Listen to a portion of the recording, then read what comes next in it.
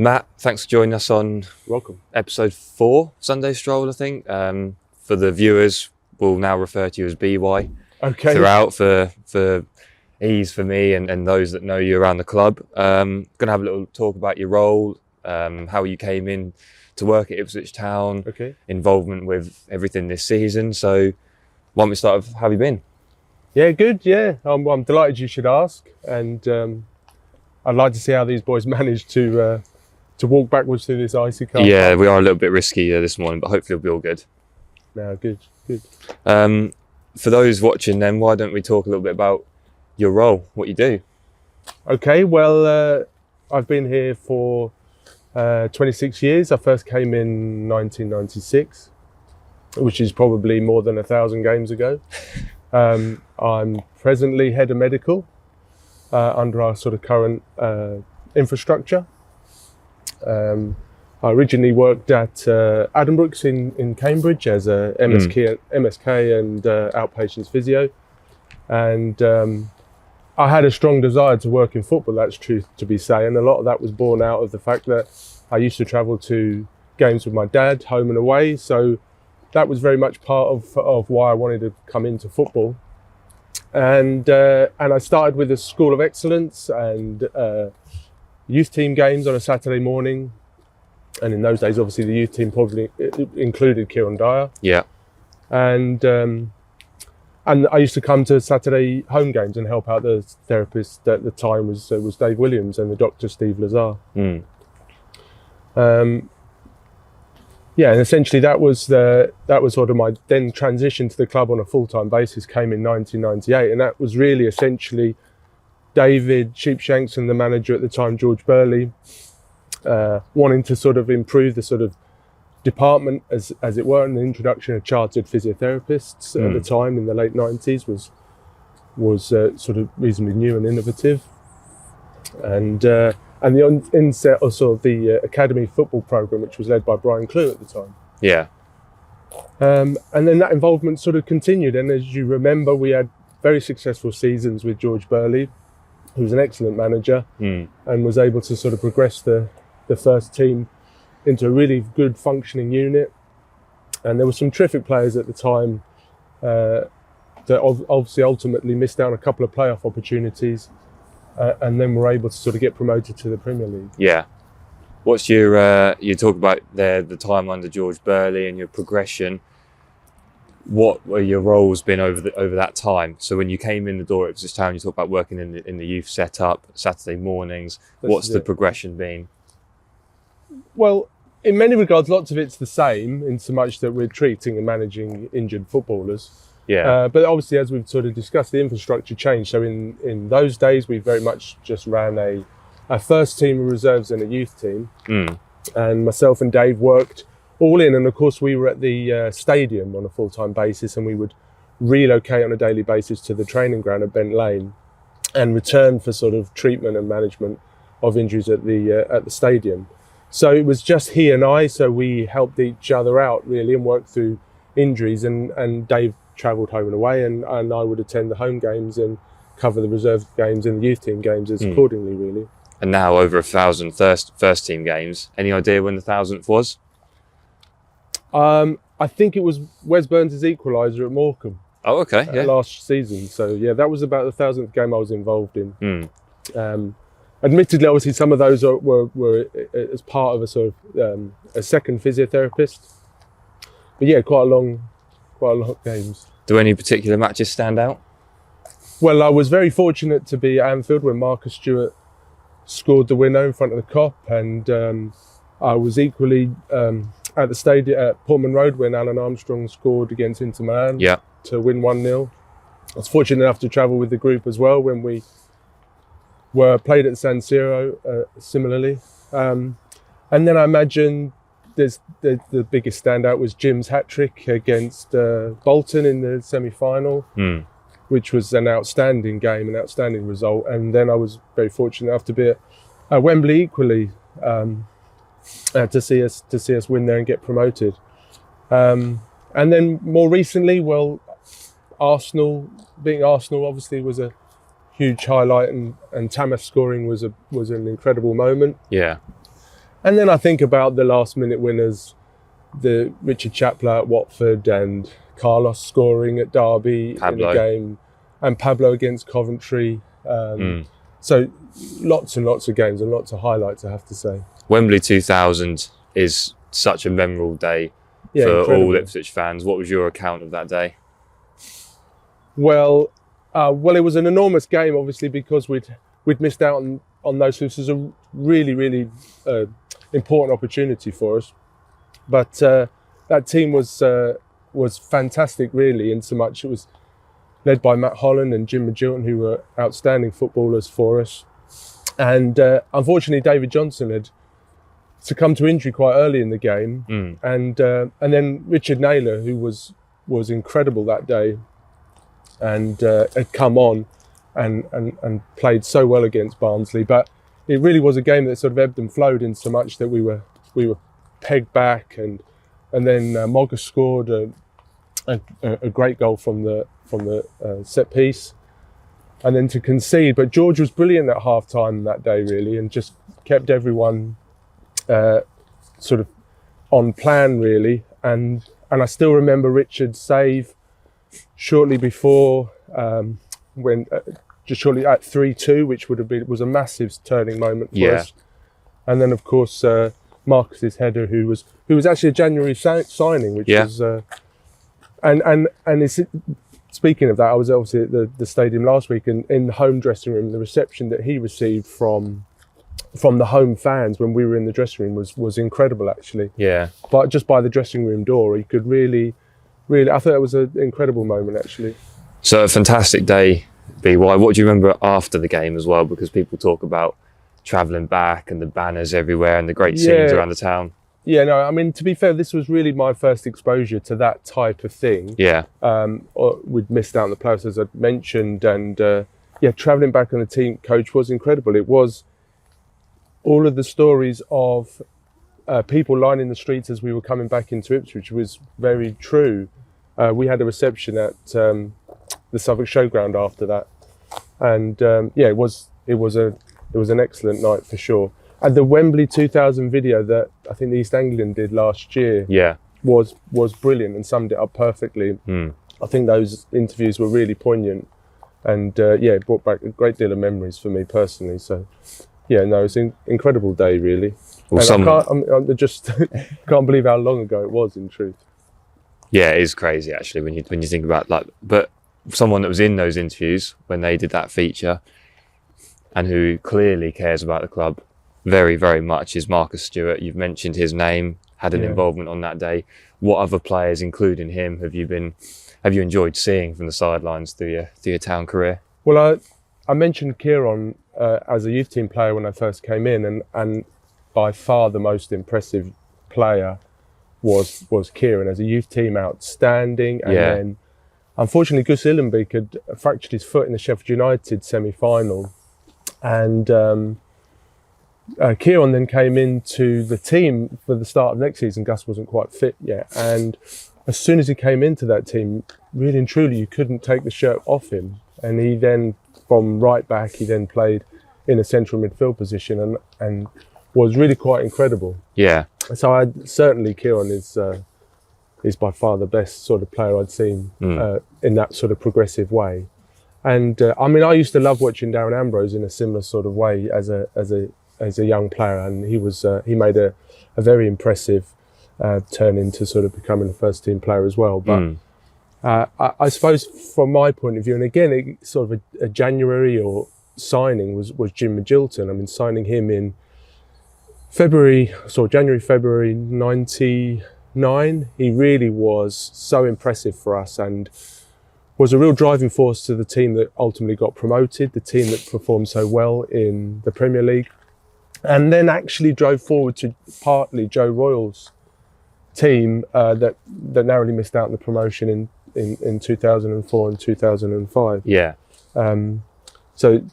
Outstanding players. But again, another January signing, John Walters, was incredible. Really important player to us at the time, and he was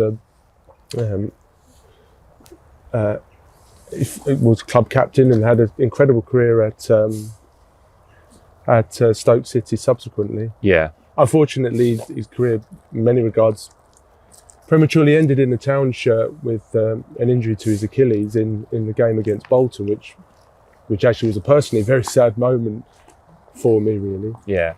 I mean, Jimmy Bullard was another January signing, and he was an incredibly important player at an incredibly important time, because Roy had just left, and Paul Jewell was savvy enough to bring in, well, an incredible personality in Jimmy. So that was a very, very important time signing, really. So just January signings have done pretty well. They're not too bad. Hopefully these ones will be all right. You've been involved in 4. Yeah, there's some 4 good ones there. Yeah, and well, Daryl Murphy we signed in January as well, and he hit the ground running. So yeah, we've not done too bad out of January signings, I think, in the history. This window, it's a massive part of football, of course, transfers, and there really is a strong interest from fans about the whole involvement, seeing behind the scenes and the whole process. Tell us about your involvement when a player joins Ipswich Town. Okay, yeah, well, you spent the day with us most recently when we signed a player in the summer. Yeah. And then Mikey's been with us when we signed George most recently. I think sometimes we're involved a little bit earlier in the process in terms of maybe just finding out a little bit of past medical history. But generally speaking, we hear within the last sort of 24 hours before we're providing the medical. But it's not to be underestimated the amount of work that's been done prior to that in terms of selecting the right people. Right. Now, and that's from obviously recruitment and manager. They're obviously doing a lot of information in advance. And so you have to be very sensitive on the actual medical data, all of the investment everyone's made into getting that signing here, not least of all at executive level, and the negotiation between players and agents, etc., etc. So like I said, you have to be very, very sensitive. The players arriving and having to invariably relocate spontaneously. And so the process is, as each signing probably brings with it slightly different strategies. There's probably a slightly different strategy between August and January in terms of being able to integrate or hit the ground running. And that probably has a little bit of bearing. But I think it's really important for us to get as much detail as possible to really just make sure that on balance, we've got it's a good investment for the football club. Yeah. So it's about providing the right type of information. Contrary to popular belief, things aren't particularly passed or failed. I know that's how things are portrayed, but it's really just a balance, a probability of risk, really. Right. So the most important thing beyond anything else, and we have been more progressive in our medicals, but I still value the appearances and time on the pitch and what's relevant in terms of past medical history. Now, we can glean some of that information from our own research. We are able to source physiotherapists from his present club or previous clubs, and that's from our own sort of network of friendships. In fact, I actually got in trouble by speaking to a physiotherapist in advance on one occasion, perhaps earlier than it had been arranged, in truth. But yeah, so we'll do our own sort of background research before the player arrives, but nothing beats actually meeting the player and talking through his sort of most recent injury history. So, and it's important to recognise that some players will have some medical history that requires some delicate management, and others require some sort of similar information that we might need to glean with regards to past injury histories. Yeah. So yeah, there is a lot to be sort of done on medical deadline day. There's a couple of obviously things that are very important to glean, like the cardiac screening is clearly something that we like to have present. And majority of players, I safely say, are cardiac screened routinely nowadays. So that, although we invariably will have to get something brand new on the day. In fact, I've been spotted a few times on Twitter visiting various hospitals to get cardiac screens and things like that. Really. Yeah, the Nuffield trip often the Nuffield gets in trip there, doesn't often, it? Yeah, there's Matt with a new player. Looks like, typically appears as people are desperate to be in the know on what's happening on deadline day, really. Yeah. So Other than that, obviously they'll have a doctor's examination, as will probably been detailed in previous thing, and we'll do an MSK evaluation as well.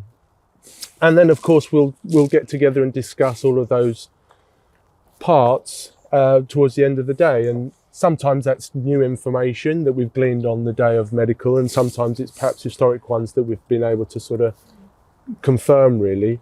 And now that information goes to sort of the executive via Andy Rolls, and we'll make a sort of collective decision as to whether or not it's a sort of viable sort of thing to proceed with, really. Yeah. This is, of course, a sensitive and perhaps confidential in some areas subject, so appreciate you might not be able to go into as much detail as you will with others, but has anything ever really surprised you in a medical? Well, we've certainly had a couple of medicals whereby players have arrived for medical and it's been aborted. Yeah. That's true. So kind of have a short list of those. We have had some complicated medicals as well, where maybe the deal hasn't gone through accordingly, or they've sought renegotiation, which perhaps hasn't gone so favourably. So, but again, there's lots of vested interest. Player wants to move, agent wants to move, manager wants him to support the team. Executive spent a lot of time working through the deal accordingly and kind of want it all happening. So sometimes 11th hour sort of disruptions do occur, and sometimes that delays, as you've appreciated, announcements to the press, and everyone's super keen to have this player finalised and training and playing, and delays are definitely frustrating for sure. But that's why perhaps some of our announcements end up being a bit later than everyone desires, really. We've spoken about your involvement this season with the transfers. What's this season been like for you on the pitch with the team? What do you assess of this campaign and your involvement? Well, I like all of us, really, having unfortunately succumbed to time in League One after the sort of 2018-19 season. It had the strongest desire to get back into the Championship, which is where we'd spent most time. Of course, our objective every year was to try to get in the Premier League, albeit perhaps not as top and perhaps via the playoffs. Yeah. And so to sort of find ourselves in League One is clearly frustrating for all, really. So I share everyone's strongest desire to get promoted, really. And of course, we ultimately haven't been able to achieve that, really. But you can see over the last 12 months, incredible progression for the team. Yeah. And a fantastic group of people playing really, really well. So I mean, it's very good as far as I'm concerned. Unfortunately, we've had a couple of injuries along the way, but we've been able to, the squad's been assembled sufficiently for us to maintain that strength in the game, really. Abiwa, you've spoken about the progression on the pitch. Of course, there's one clear aim, but also the club is growing off it, isn't it? And you've no doubt seen that in your area as well. Yeah, for sure. I mean, I think what's important is the investment from the Americans has brought a stronger infrastructure. So if I can go back to sort of times where it was essentially just manager, assistant manager and physiotherapist, and the development of fitness coaches, but now we have a performance team and a building for the performance team, of which includes a much larger treatment room than I had previously used for the previous 20 odd years. So these are vitally important for present squads in the Football League, and too much to my delight, in truth. But I think that investment is sort of very evident. It hasn't just been on-pitch investment. There's clearly been investments into infrastructure and buildings. So now, in addition to Andy Rolls in his role as Director of Performance, myself, Ivan and Andy Costin form sort of the heads of the Department of Sports Science, Medical and S&C. And we have a stronger rehabilitation department with 2 new physiotherapists, have excellent sports therapists in Alice and Luke, and we're well supported from an S&C profile as well with Jeff. So I think injured players get excellent input, and I think that's very, very important for the recovery. And we've been able to turn around Marcus spontaneously. Lee Evans has had a very good turnover, and most recently with Don Ball recovering very, very well and strongly. And I think these are very important. So injuries are inclusive to the game, and but returning them as spontaneously and as quickly as we can and as safely as we can is vital to return players and make players available for the manager, really. And while it is vital all year round, these times can be particular testing. I mean, the frost is out here today, the pitches can be hard, trying conditions, and also one thing that comes to mind, no doubt a match you were at, when you talk about frosty and snowy pitches, is that Leicester game. Well, the Leicester game was incredible. I mean, really and truly, it was impossible to decide. I had a run-on bag which was covered in snow, and it was very difficult to discern whether the ball was in or out. I think that is definitely a game I remember. And bizarrely, the game the following week, the Boxing Day against Watford, was off with the smallest area of frozen pitch. That game went ahead because it was on TV. Well, perhaps, but yeah, it did make for a good. And of course, when he brought us off, it was quite interesting to see Roy and Sven sort of facing off, because clearly one wanted to carry on, having been sort of 2-0 up at the time, and the other clearly didn't really. Yeah. But we had another game called off. Unfortunately, I had a player who dislocated a rib from Sonko, dislocated a rib from a free kick, having landed on a surface that was pretty heavy, and the ref subsequently called the game off. Yeah. And that was at Portman Road. So I've had a couple of issues with frozen pitches before, and but not that many that were off. 2 seasons ago, it was called off at the 11th hour. We were even sort of getting ready and warming up at Shrewsbury. Yeah. But I have to say, I haven't had too many games called off, but in the Championship, it's generally largely been okay. Yeah. I remember one that was it March or April when we had that snow, didn't we? It was at home to someone. Yeah. That was only a few years ago. That was crazy. But yeah.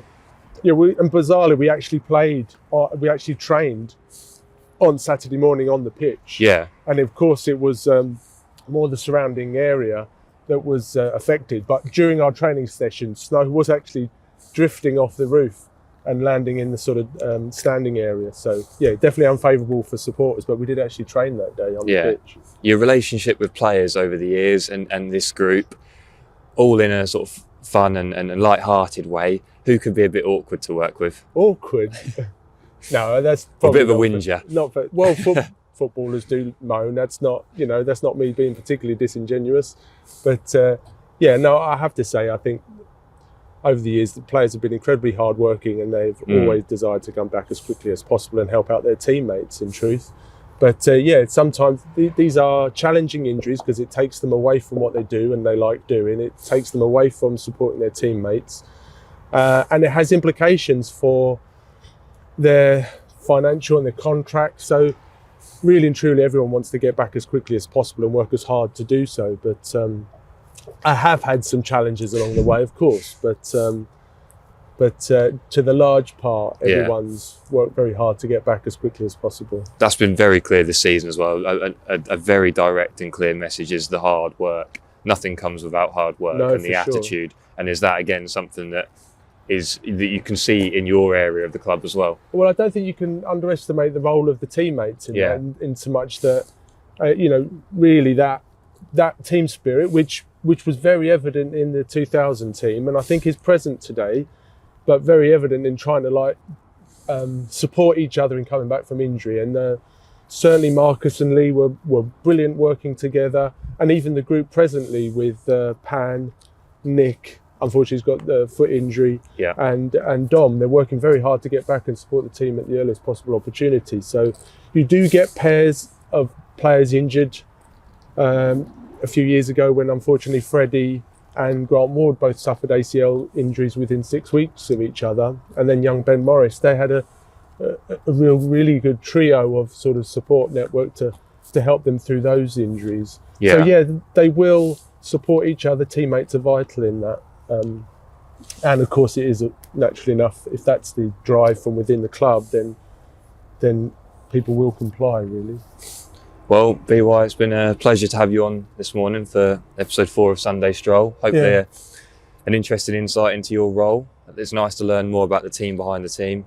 And thanks for coming on. Well, I'm very happy. I mean, I know you had the boss and Keezy and Leaf before, so hopefully I've lived up to a little bit of that. Really. Absolutely. Thanks for episode 4.